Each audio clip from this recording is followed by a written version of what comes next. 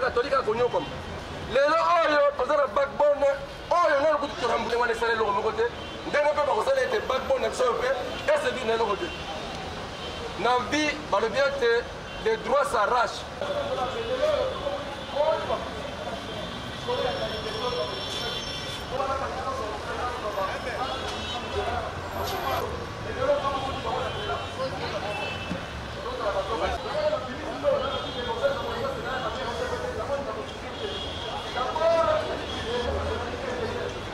Des syndicats ATLC.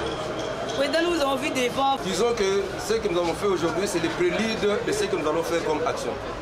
Parce que nous ne pouvons pas accepter qu'après que l'État a fait miroiter devant nous beaucoup de promesses et nous a doté des équipements modernes de télécommunications, qu'aujourd'hui, l'ARPTC, qui est constitué de personnes incompétentes, nous l'avons toujours dit, l'ARPTC est constitué de personnes incompétentes qui travaillent pour l'intérêt des privés, non pas pour l'intérêt de la nation congolaise.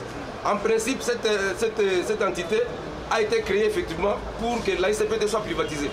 Et c'est ainsi qu'avec leurs agendas cachés, ils sont allés conjeter quelque chose de manière à créer un organe qui va se permettre de gérer les backbones. Alors que l'État congolais a déboursé plus de 255 millions de dollars auprès du gouvernement chinois, un crédit acquis auprès du gouvernement chinois, qu'on n'a même pas commencé à rembourser. Ils vont se permettre de créer encore une autre entité qui va gérer la fibre optique. Alors que jusqu'à ce jour, le monopole appartient à la SCPT en rapport avec la gestion du câble souterrain. Mais sans même que la SCPT ne soit consultée, est-ce qu'aujourd'hui, si même on doit créer une entreprise d'audiovisuel, la RTNC sera consultée.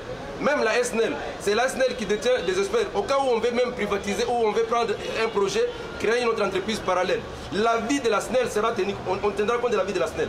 Mais dans le secteur des télécommunications, on prend des décisions sans même consulter l'opérateur public qui est une entreprise de l'État à 100%. Ce n'est pas une entreprise privée. Et dans tous les pays du monde, vous ne trouverez pas ce qui se fait dans notre...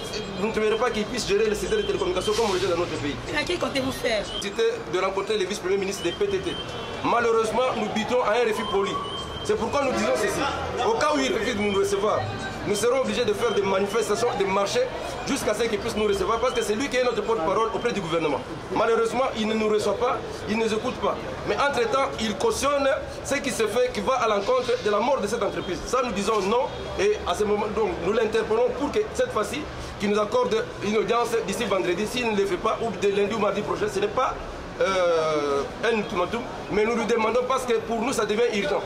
On ne peut plus continuer à traîner, il faut qu'il puisse nous recevoir de manière à ce que les voies de travail de la SCPT soient portées et transmises auprès du gouvernement. C'est quoi les backbones?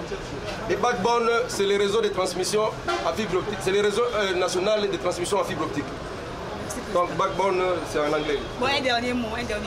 Le dernier mot, nous appelons le gouvernement ainsi que le chef de l'État, qui s'est sacrifié parce qu'il avait pris son temps, il s'est déplacé jusqu'en Chine pour contacter le gouvernement chinois de manière à ce qu'on puisse nous doter de ces crédits ici. Mais il y a des personnes mal intentionnées qui veulent faire que ce que nous avons acquis soit transformé en éléphant blanc. Et ça, nous lui disons que ça ne peut pas se faire, c'est pourquoi nous l'interpellons, afin que lui, qui a été à Mwanda pour inaugurer la station terrestre de Mwanda, qui ne soit pas ridiculisé par rapport à ce qui s'est fait au niveau du gouvernement et de l'ARPTC et du coopératif.